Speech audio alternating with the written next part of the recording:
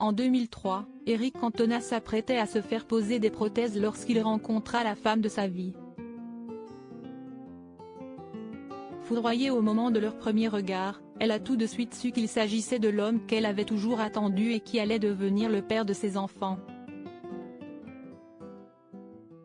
Le 24 mai 2023, Eric Cantona fête son 57e anniversaire.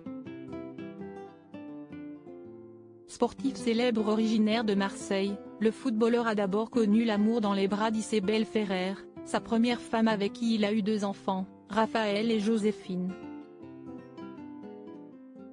Il a rencontré ensuite sa seconde épouse sur le tournage du film L'Outre-Mangeur alors qu'il était en train de se faire poser des prothèses pour son rôle. Une scène inoubliable qui fut magique pour les 2 amoureux. En effet, ils ont eu la sensation d'avoir un véritable coup de foudre l'un pour l'autre dès leur premier regard en 2003. Interviewée par Paris Match en 2019, Rachida Brakni avait raconté l'anecdote de leur rencontre.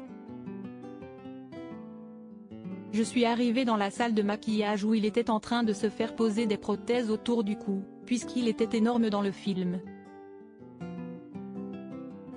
J'ai ouvert la porte. J'ai été happée par son regard dans le miroir.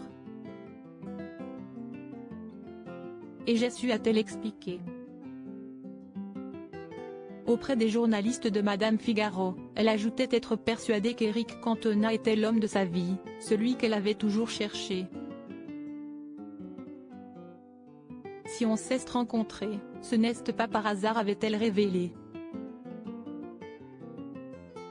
En 2007, le couple se dit oui pour la vie.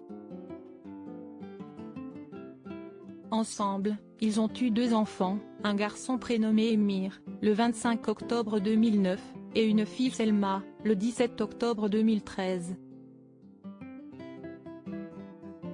Interviewés par Elle en 2015, les amoureux livraient les secrets de leur mariage.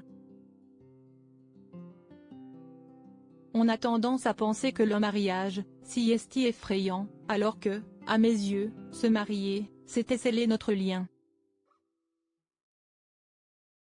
J'ai la sensation d'avoir toujours connu Eric, expliquait avec beaucoup d'amour la comédienne.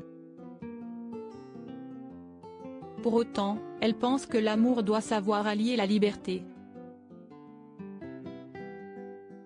Elle s'explique, peut-être que, demain, notre histoire sera finie, on ne sait rien.